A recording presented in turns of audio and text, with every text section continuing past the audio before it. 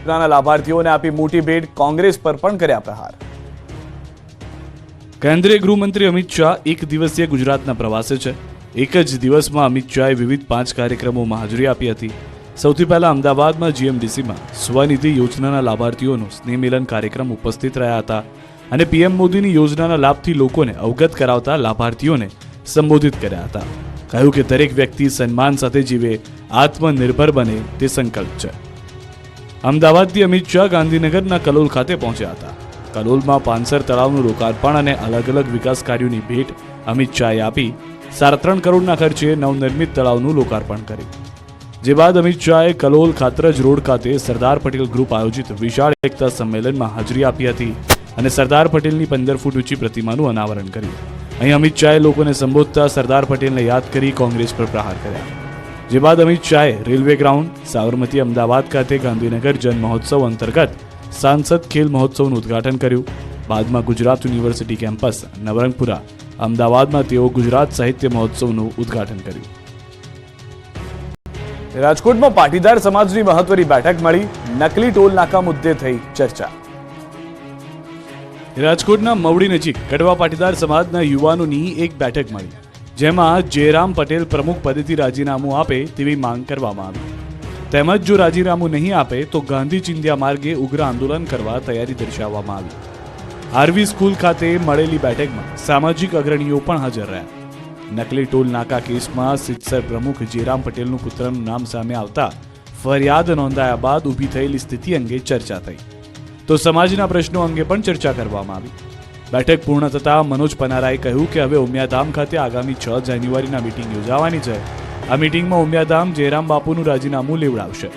જયરામ બાપા પ્રમુખ પદેથી રાજીનામું નહીં આપે તો તેમાં આગામી દિવસોમાં સૌરાષ્ટ્રના 22 તાલુકાએ મીટિંગ યોજવાનું નક્કી કર્યું છે. ત્યારે હવે જયરામ પટેલ ક્યારે અને શું કારણથી રાજીનામું આપશે તેના પર સૌની મીટ મંડાયેલી છે. ખેડૂતો નવા વર્ષના પ્રારંભ સાથે જ માવઠા માટે તૈયાર થઈ જજો. 15 દિવસમાં 2 વખત સર્જાશે માવઠાની સ્થિતિ. વર્ષ 2023 પૂર્ણ થવાને ગણતરીના દિવસો જ બાકી છે. વર્ષ 2023 ખેડૂતો ક્યારેય નહીં ભૂલે. જાણે વર્ષ 2023 માવઠાનું વર્ષ હોય તેવું લાગ્યું. વર્ષ ભલે પૂરું થઈ રહ્યું હોય પણ ખેડૂતોએ ખુશ થવાની જરૂર નથી, કેમ કે વર્ષ 2024ના આગમન સાથે જ માવઠાનું પણ આગમન થઈ જશે. ખેડૂતો માટે માઠી અસર લઈને આવશે માવઠું. ખેડૂતોને પતંગ રસિયાઓની માઠી બેસવાની છે. જાન્યુઆરીના 15 દિવસમાં જ 2 ખતરનાક માવઠાની આગાહી હવામાન નિષ્ણાંત અંબાલાલ પટેલે કરી છે. અંબાલાલ પટેલનું માનીએ તો જાન્યુઆરીમાં પોણા ભારતમાં પલટાશે વાતાવરણ. અરબ સાગર બંગાળની ખાડીમાં સિસ્ટમ બનશે. બંગાળની ખાડી અરબ સાગરનો ભેજ ભેગો થશે. 29 ડિસેમ્બર આસપાસ અરબ સાગરમાં સિસ્ટમ બનશે, જેની અસરે દક્ષિણ ગુજરાત, સૌરાષ્ટ્રમાં માવઠું થવાની આશંકા છે. ડિસેમ્બર અંત જાન્યુઆરીની શરૂઆતમાં વેસ્ટર્ન ડિસ્ટર્બન્સ આવશે. 5 જાન્યુઆરી સુધીમાં પણ ગુજરાતમાં માવઠાની આશંકા છે. તો 14 જાન્યુઆરી આસપાસ પણ માવઠું મકર સંક્રાંતિ માટે વિલન બનશે. તો ફેબ્રુઆરીમાં પણ માવઠાની આગાહી કરી છે. જો આવું થયું તો ખેડૂતોના મોઢા સુધી આવેલો કોળિયો ફરી એક વખત છીનવાઈ જશે. આગામી 3 દિવસમાં ઠંડી તમામ રેકોર્ડ તોડી નાખશે. ગુજરાત બની જશે કાશ્મીર. રાજ્યમાં હાલ કડકડતી ઠંડી પડી રહી છે. મોટાભાગના શહેરોમાં તાપમાનનો પારો 10 ડિગ્રી નજીક પહોંચી ગયો છે. નલિયા સૌથી ઠંડુગાર શહેર બની ગયું છે. રાજ્યમાં કાતલ ઠંડીની સાથે દિવસભર સુસવાટા મારતા પવનને કારણે રોડ પર સન્નાટો છવાઈ ગયો છે. લોકો કામ વગર બહાર નથી નીકળી રહ્યા. શિયાળાએ બરાબરનો રંગ પકડતા લોકો રીતસરના થીજી ગયા છે. ત્યારે આગામી 3 દિવસમાં તો હવે એવી ઠંડી પડશે કે ગુજરાત કાશ્મીર બની જશે. ઠંડીમાં તમામ રેકોર્ડ તોડી નાખશે. આવતા 3 દિવસો દરમિયાન રાજકોટ સહિત સૌરાષ્ટ્ર કચ્છમાં ફરી ઠંડીનું પ્રમાણ વધશે. ખાસ કરીને કચ્છમાં ઠંડી તીવ્ર રીતે અનુભવાશે. હવામાન વિભાગે આગાહી કરી છે કે આવતા 3 દિવસ સુધી કચ્છના નલિયા ખાતે 10 ડિગ્રી આસપાસ લઘુત્તમ તાપમાન રહેશે, જ્યારે ભુજ, રાજકોટ, સુરેન્દ્રનગર, પોરબંદર અને અમરેલી સહિતના સ્થળોએ લઘુત્તમ તાપમાન 12 થી 14 ડિગ્રી આસપાસ નોંધાશે. 3 દિવસ દરમિયાન લઘુત્તમ તાપમાનમાં 2 થી 3 ડિગ્રીનો ઘટાડો થશે, જેના કારણે ઠંડીની તીવ્રતા અનુભવાશે. સવારના ભાગે ઝાકળ વર્ષા સાથે શીતલહેરનો અનુભવ થશે. 3 દિવસ બાદ ફરી સવારના તાપમાનમાં વધારો થતા ઠંડી ઘટશે.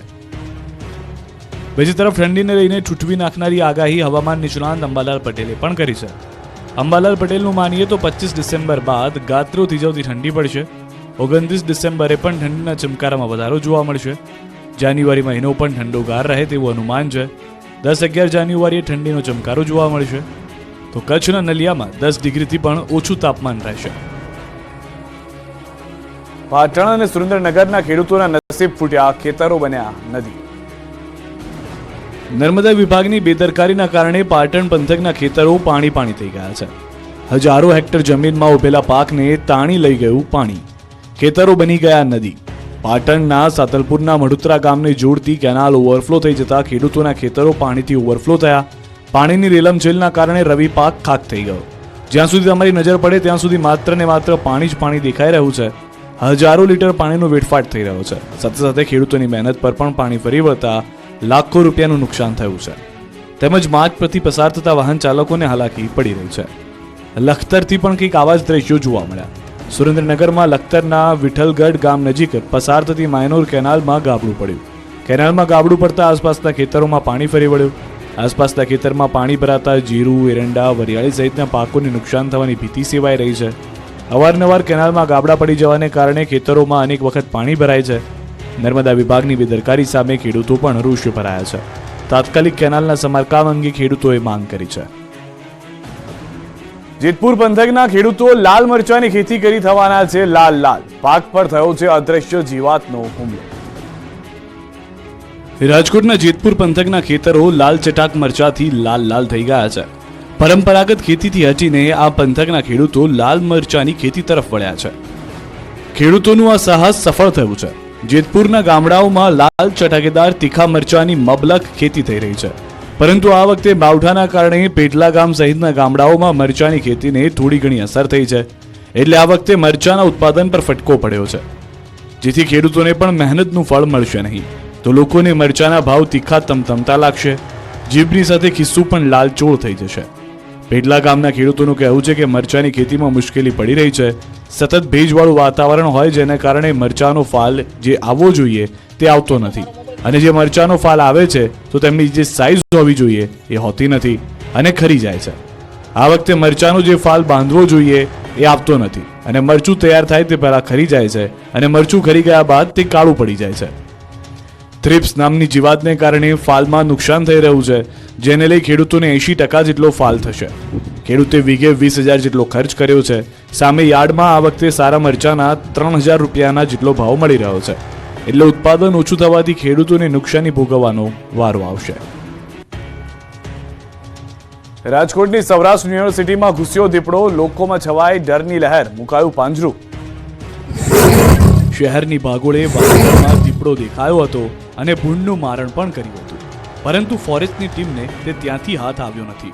ત્યાં હવે રાજકોટ શહેરમાં આવેલી સૌરાષ્ટ્ર યુનિવર્સિટી નજીક દીપડો દેખાયાની જાણ થતાં ફોરેસ્ટની ટીમ દોડી ગઈ હતી અને આસપાસના વિસ્તારોમાં સઘન તપાસ કરવામાં આવી હતી, પરંતુ દીપડો આવ્યાના કોઈ અણસાર મળ્યા નહોતા.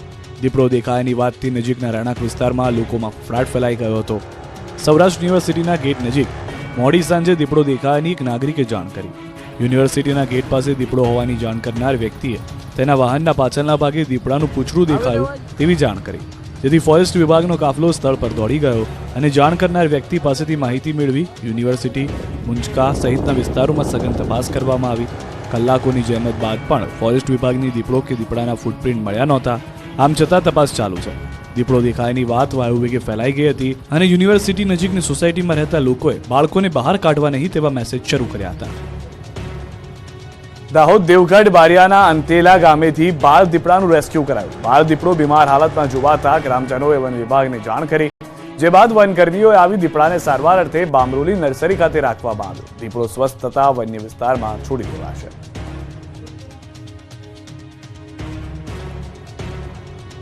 સ્ટેચ્યુ ઓફ યુનિટી ખાતે એક જ દિવસમાં 80,000 પ્રવાસીઓ ઉમટી પડ્યા. સોમવારે પણ ખુલ્લું રહેશે એસઓયુ.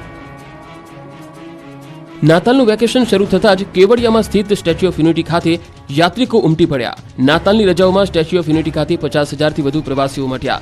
નાતાલની રજાઓમાં નર્મદા ખાતે પ્રવાસીઓનો ધસારો જોવા મળ્યો, જેથી તંત્ર પણ સજ્જ બની ગયું. પ્રવાસીઓની સંખ્યા વધતા સુવિધાઓમાં પણ વધારો કરવામાં આવ્યો. સ્ટેચ્યુ ઓફ યુનિટી ખાતે પ્રવાસીઓ માટે રહેવા જમવાની અને અન્ય સુવિધા ઉપરાંત પાર્કિંગની પણ સુવિધાઓ કરવામાં આવી. 25 ડિસેમ્બરે નાતાલ પર્વના દિવસે સ્ટેચ્યુ ઓફ યુનિટી ખુલ્લું રાખવાનો નિર્ણય કરાયો છે. તેના બદલે 26